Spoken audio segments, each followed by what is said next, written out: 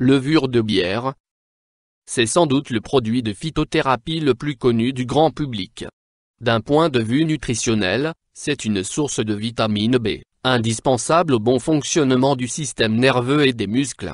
Aujourd'hui, la levure de bière est qualifiée de probiotique.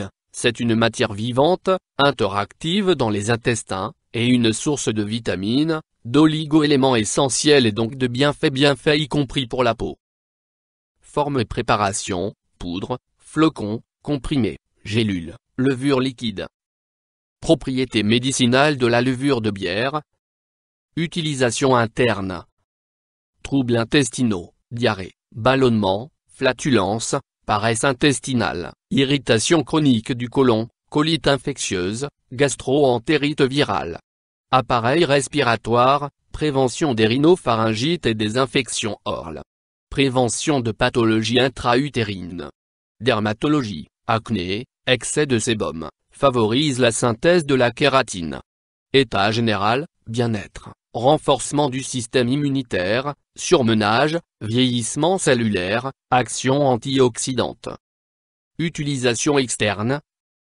Dermatologie, traitement local de l'acné, furonculose. Cosmétologie, éclat de la peau, réhydratation de la peau. Indications thérapeutiques usuelles. Troubles digestifs, digestion difficile, ballonnement, diarrhée chronique, diarrhée consécutive à une antibiothérapie, colite, flatulence, action rééquilibrante de la flore intestinale, prévention des affections du système respiratoire, fatigue physique, renforcement du système immunitaire, avitaminose B. Autres indications thérapeutiques démontrées. Renforcement des fanères, ongles, cheveux, surpoids, tonicité physique, baisse du cholestérol, lutte contre le vieillissement par son activité antioxydante, prévention, chez le fœtus, des malformations du tube neuronal, grâce à la prise de levure de bière par la mère, durant le premier trimestre de gestation. Histoire de l'utilisation de la levure de bière en phytothérapie. Les premières références concernant la levure de bière datent de près de 8 millénaires, c'est dire que ses vertus curatives sont connues depuis longtemps. Ainsi, les Babyloniens, en honorant la déesse de la bière Nidaba, pour ses pouvoirs de guérison, n'oubliaient jamais d'y associer sa levure, pour ses bienfaits sur la santé. Dans l'Antiquité, Hippocrate l'utilisait en remède dans sa pratique médicale.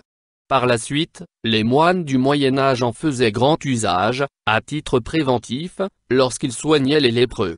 Bref, tout au long des siècles, la levure de bière fut utilisée en médecine curative et préventive.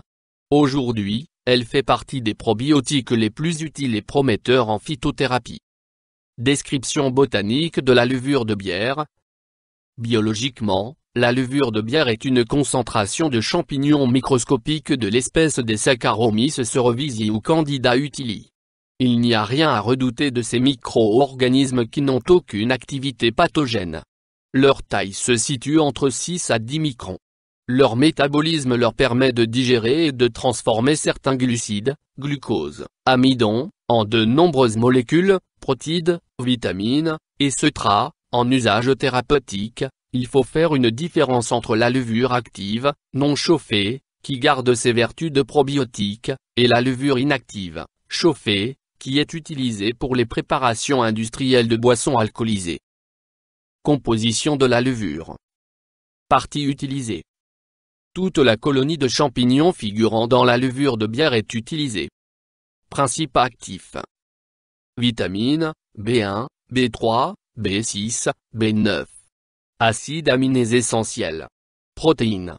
Oligo-éléments assimilables, calcium, fer, magnésium, zinc, sélénium, potassium. Polysaccharides, glycanes, mannane. Utilisation et posologie de la levure de bière. Dosage.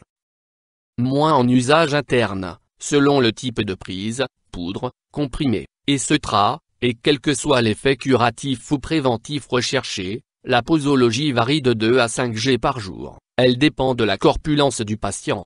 Pour un enfant, ne pas dépasser 2 g par jour.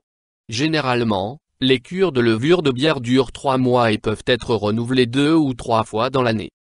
Moins pour un usage externe, on peut soi-même élaborer un masque à la levure de bière, en mélangeant 2 cuillères à soupe de poudre de levure de bière avec de l'eau de rose et de l'huile d'onagre. Déposez le masque sur la peau à traiter, laissez agir 30 minutes et renouvelez l'opération, chaque jour, pendant une semaine. Précaution d'emploi de la levure de bière. Aucune précaution particulière aux doses thérapeutiques indiquées. Contre-indication. Il n'existe pas de contre-indication formelle, mais il est recommandé aux patients prenant des antidépresseurs, des antalgiques ou des inhibiteurs de la monoamine oxydase de ne pas en consommer, ils pourraient développer une hypertension artérielle. De plus, les patients souffrant d'une sévère immunodépression courent un risque théorique de septicémie, du fait du passage du champignon unicellulaire dans le sang, à travers la muqueuse intestinale. Enfin, les patients allergiques à la levure de bière s'abstiendront d'en consommer. Effet indésirable. Pas d'effet indésirable spécifique, hormis d'éventuelles flatulences ou un gonflement du ventre, à forte dose. Interaction avec des plantes médicinales ou des compléments. Pas d'interaction connue. Interaction avec des médicaments. Pas d'interaction connue. Avis du médecin. Des actions préventives reconnues.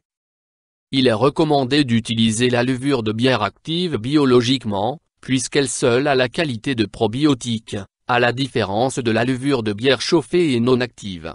Comme la prise régulière de levure de bière n'a aucune toxicité, elle n'est pas déconseillée. En effet, sa grande richesse en vitamines, en nutriments essentiels et en oligo-éléments aux capacités antioxydantes reconnues, comme le sélénium, offre un grand spectre d'actions préventives et curatives. Particulièrement ciblées contre les pathologies fonctionnelles du système digestif, ses propriétés sont aussi utilisées pour lutter contre le vieillissement cellulaire. La levure de bière est donc à recommander aux patients souffrant de dysfonctionnements chroniques ou passagers des intestins, aux victimes de fatigue passagère ou encore aux femmes enceintes. Avertissement. Si la levure de bière n'est pas toxique, il ne faut jamais hésiter à consulter un médecin en cas de persistance de symptômes, diarrhée récurrente, par exemple, qui peuvent cacher des pathologies lourdes, surtout au niveau de l'appareil digestif. La recherche sur la levure de bière. Il n'existe pas, à proprement dit, de programme de recherche fondamentale sur la levure de bière, dont on connaît bien les champs d'utilisation en phytothérapie. Néanmoins, les laboratoires pharmaceutiques spécialisés dans l'élaboration de compléments alimentaires effectuent, régulièrement, des études en double aveugle. Ces dernières sont menées afin de préparer et d'évaluer de nouvelles spécialités, intégrant des extraits de levure de bière, et pour tester leur efficacité en prévention de certaines infections virales, grippe ou rhinopharyngite, ainsi que sur l'hypercholestérolémie. YouTube Dr Alabé.